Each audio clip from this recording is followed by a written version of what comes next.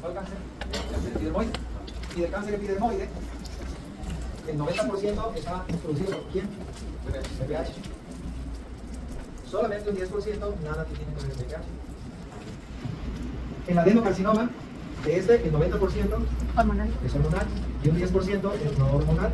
Lógicamente, pues es más agresivo el cáncer epidermoide, que no tiene que ver con el pH, y el adenocarcinoma, que no tiene que ver con la oxina hormonal. El epidermoide, si nos preguntan de forma general cuál es el cáncer más frecuente en la vulva, y aparece epidermoide glandular, bueno, fíjate, yo te voy a poner el epidermoide, pero si ponen estos cuatro, ¿cuál pondría? Y si pregunto, de los hormonales, del adenocarcinoma, ¿cuál es el menos frecuente? El hormonal. Es menos frecuente, pues más agresivo. ¿Okay? Entonces, esto solamente basándonos en la histología y en la embriología. Ahora bien, la vulva podemos tener tumoraciones planas, sólidas y quísticas. Dentro de las tumoraciones planas que tenemos aquí, las leucoplasias. También se le conoce como distrofias vulvaris. Y dentro de estas leucoplasias estamos hablando aquí del líquen. Y del líquen, el simple, el crónico y el escleroso. Y este se puede convertir en cáncer. O sea, toda la patología benigna, si no la cuidamos, si no la vigilamos, nos puede dar cáncer. Entonces el líquen, o sea, ¿por qué dice leucoplasia? ¿Leuco de dónde viene? De lactoplasia, crecimiento. ¿Y cuál es lo más característico de las leucoplasias? Clírico vulvar intenso. Y eso también se da más frecuente en la perimenopausia o menopausia. De hecho, yo les he comentado que todos nosotros, todos los epitelios, que van sufriendo atrofia con la edad. La piel de ustedes es una piel muy elástica, muy humectada, comparado con mi piel. Mi piel es más quebradiza, es más delgada, menos elástica. Sí, pero mi piel tiene atrofia. Y ustedes no, ustedes son pobres. Ustedes están en edad reproductiva, pero ya se les sale esa menopausia. Entonces, son cosas que van ocurriendo. Aquí hablamos de menopausia porque hablamos más de mujeres, pero en realidad el hombre es igual. Y otra lesión clara tenemos aquí, las displasias.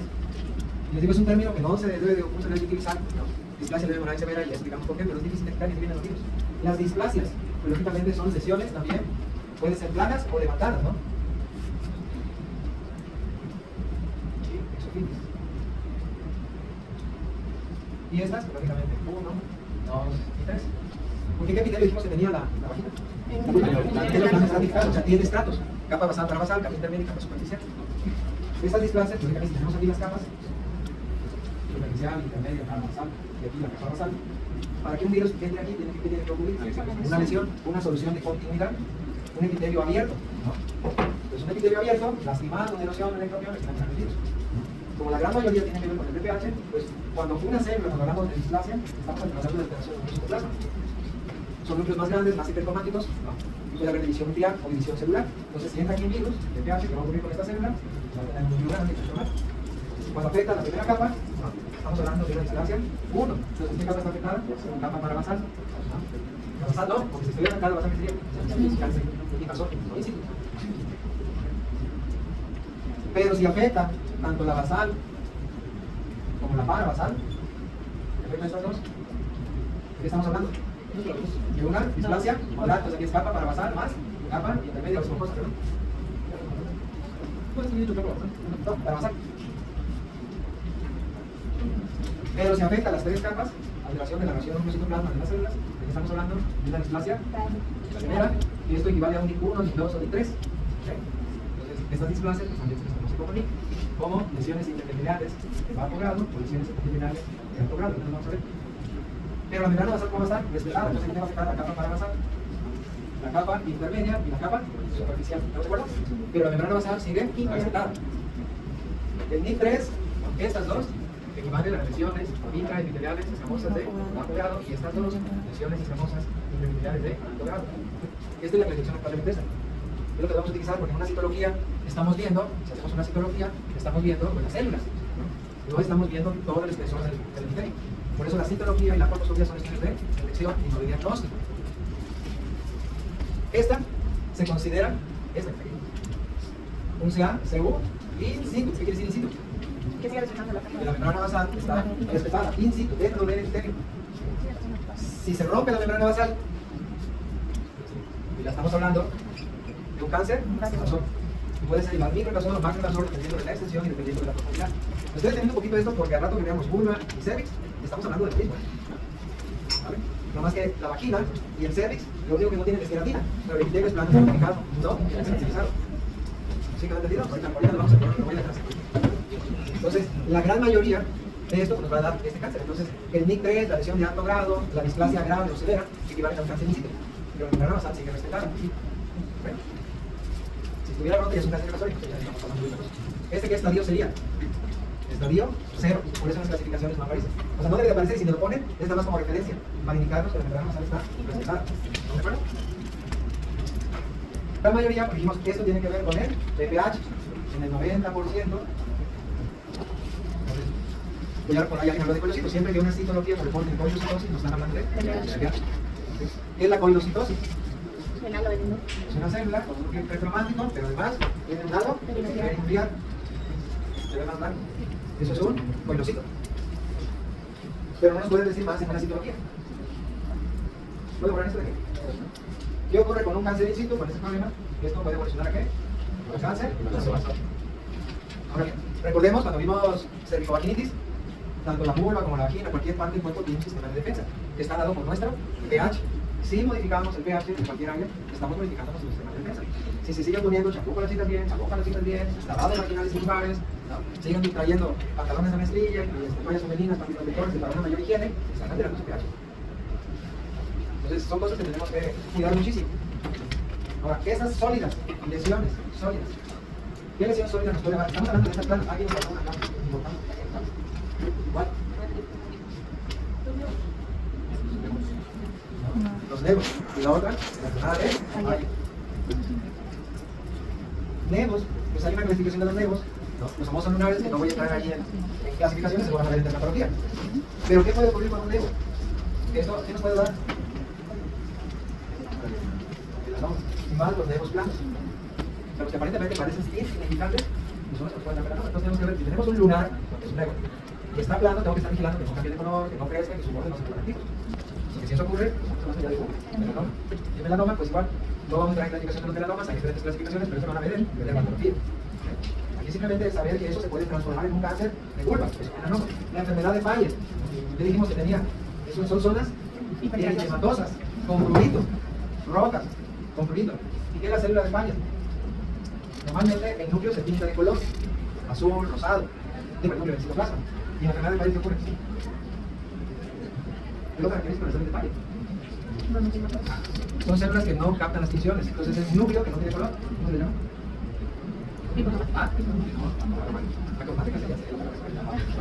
Sin color. Entonces, son células transparentes, son células de Bayer. Entonces, aquí lo que nos están diciendo es que el citoplasma no se tiñe. Y este generalmente tiene un origen embriológico, y ya con la edad hay una transformación. ¿Qué otra lesión blanda tenemos antes de entrar a las sólidas?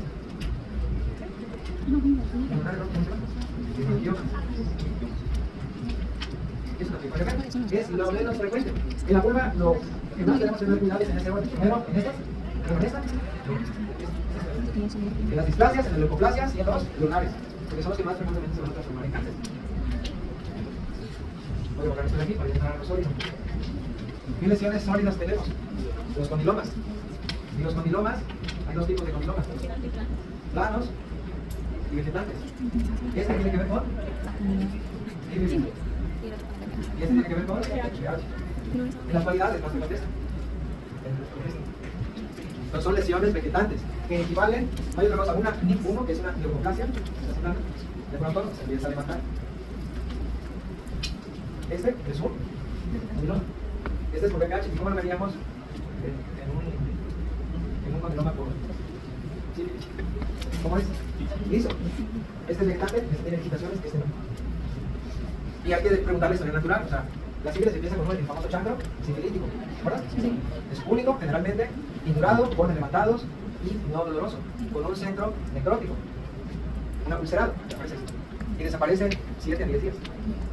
Entonces también cuando veamos condilomas, pues hay que hacer la anamnesis de cómo apareció, quién apareció, si tuvo chancro, si no tuvo chancro. Y lógicamente vamos a ver, ¿usted tuvo chancro? Ya, no tuvo alguna lesión que se levantó que para que nos pueda ver. Pero hay que hacer la anamnesis. ¿Qué otras lesiones sólidas podemos tener? ¿Qué otras sólidas podemos tener? Podemos tener, podemos tener lipomas. O sea, la vulva tiene grasa, ¿o no? Sí. Podemos tener lipomas. ¿O qué otra cosa podemos tener? Hidromas. ¿Qué significa hidro? Pero esto ya está sería físico.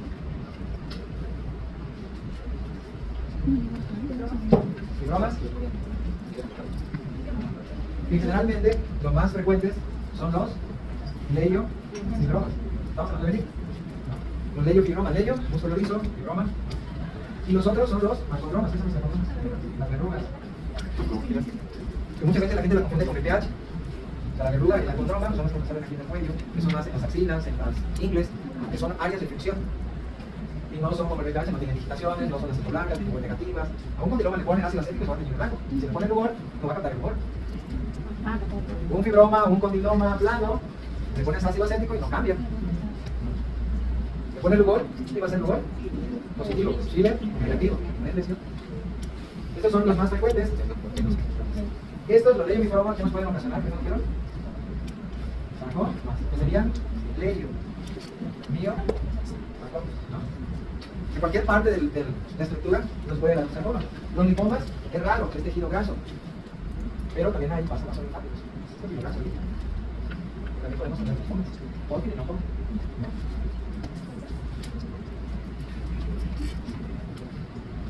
Tengo una amiga enfermera que tuvo un problema ahorita en la ingle. Y ya me habló, le dije, ¿sabes qué? Con médico, necesito que me revise, lo médico químico, pero si siempre es fantasma, no, no. Y los oncólogos, ya les he dicho, son excelentes, no puedo hablar de una especialidad de ahora. Pero ellos, desde su perspectiva, para ellos todo es cáncer, tratando de encontrar lo contrario. Es así, es su pensamiento ya. Entonces, lógicamente, ella me dijo, ¿sabes qué? Hay que hacer el ultrasonido, que hagas un poco de intriga, cambiar sobre 10 más, al final va a tener una reina por alteración del linfoma. Se apunta. Estaba al inicio de la luna del año. Y otro compadre que se fue acá, igual empezó con algo así, y igual lo hablamos con un hombre que lo revisara, hicieron una aspiración, y era un tuberculoma. ¿Se acuerdan que vimos tuberculosis social? Pero él es ingeniero agrónomo, y trabaja para una empresa vendiendo productos agroquímicos, y ya está metido en las comunidades, por allá. O sea, ya hay estudios de semen, estudios de eso, y toda la cadena, porque eso es de aviso epidemiológico. A todas las comunidades le hicieron tuberculosis. Pero los linfomas, el problema es que nos pueden dar linfomas, pueden dar linfomas. En su gran mayoría. Que son sólidos. Pero más frecuente es esto. Y otras, voy a poner aquí para el espacio. Lesiones quísticas. Los hidromas. ¿Qué es hidromas? Hidro, agua, coma, crecimiento. ¿De dónde son? De las glándulas ¿sí? Que cuando dan en la axila dijimos les dicen goloserinas, porque la gente no puede sacar axilas. Paleteando, por ahí. Entonces aquí se llaman hidromas. Esto pues, muchas veces se drenan y no va a pasar más allá. Pero ¿por qué se obstruye una glándula celular de un folículo piloso? Porque quiere. Si no hacíamos correctamente la curva, lógicamente dejamos ahí sudor, transpiración, se va a obstruir el polo, la glándula, también hay microabscesos, ¿no? De lo más frecuente de las quistes, que aquí sería el quiste D, no. El quiste D no, dijimos que es un tumor que viene de dónde? La parte terminal del ligamento redondo que se inserta en el pubis. Recuerden que el ligamento redondo empieza en la pared lateral del útero, se va a la pared pélvica, pasa por el agujero final y la parte final queda a nivel del pubis. Entonces el quiste D no es un quiste que está a nivel del pubis. Centro lateral, y lo vamos a detectar. Vamos a avanzar. Las tumoraciones sólidas y quísticas menores de 1 centímetro o de 2 centímetros, como la mama, y que estén asintomáticas solamente se vigilan. O sea, no hay que hacer nada. Es como la mama, tiene un quiste de 1 centímetro, pues para que andas pinchando y aspirando, la base de la mama es una glándula. ¿No? Es como que cada ciclo, imagina si hubiéramos aspirando los folículos. Es que son quistes folliculares, es normal, ¿no? No vamos a estar aspirando los quistes folliculares. Pero normalmente no. ¿Quiste de no? ¿Qué otros quistes tenemos? Quistes de Rastorín, glándula vestibular mayor y de la menor se llama esquema. El problema de estos dos es que el quiste se puede abscesar y nos puede dar abscesos. Y cuando es absceso, pues ya no es quiste de la glándula Bartolín, se llama absceso de la glándula Bartolín, ya es un proceso infeccioso. Y hay abscesos en la glándula de Skene. Ambos abscesos, ¿por qué son? Todos procesos infecciosos. ¿Cuáles son los más frecuentes aquí? ¿El gordo? ¿Poco en México? Ese es el más frecuente. Y tiene que ver, lógicamente, con la higiene, el aseo, la ropa y la vida sexual. Si son pequeños, menos de 2 centímetros y están asintomáticos, no hay que hacer nada. Si son más de 2 centímetros y causan molestias, pues hay que quitarlos. Si son abscesos, pues hay que drenarlos. El drenaje, el absceso de la glándula de Bartolín se llama marsupialización. ¿De dónde viene esa palabra? Marsupialización. De marsupial. ¿Y quién es un marsupial? Los canguros. ¿Qué tienen los canguros? Una bolsa enfrente para cargar el bebé. Entonces, cuando hablamos de una marsupialización, lo que tenemos que decir es que la glándula debe quedar abierta. No es que dreno y le cierro, porque se va a volver a formar el absceso. O sea, marsupializar es dejar la bolsa abierta. Se regenera. ¿Qué función tiene la glándula de Bartolín? Ambas, pero mayor, la lubricación. Durante el acto frontal permite la penetración del pene y nos va a quitar las, además de fisuras, dispareunia, dolor durante la relación. Entonces, quitamos una glándula de Bartolín, pues estamos disminuyendo las infecciones. Ahora bien, si es un proceso infeccioso y ustedes tratan de quitar la glándula de Bartolín, se van a meter en un grave problema. porque en un absceso los contornos de los tejidos se pierden. Van a tener un sangrado, van a quitar tejido menor y van a quitar todo eso fuera. Podemos quitar los quistes. Si el quiste no es un absceso, es una bolsa. Respeta los planos, pero el absceso no. Entonces, no se nos ocurra jamás en un absceso de la glándula bartolina hacer una bartolinemectomía, quitar la glándula. Podemos hacer una marsupialización, o sea, drenarle y dejar la bolsa ahí y solita cierra. ¿Sí han entendido esa parte? Entonces, esto es lo más frecuente de lo quístico. ¿Esto nos puede dar cánceres? ¿Sí o no? ¿Sí? Pero son menos raros. O sea, es rarísimo un cáncer de la glándula bartolina. Rarísimo. Yo nunca he visto uno, más que en los libros y en la literatura, y a veces te los presentan a nivel mundial como casos puros. ¿Hasta aquí alguna pregunta?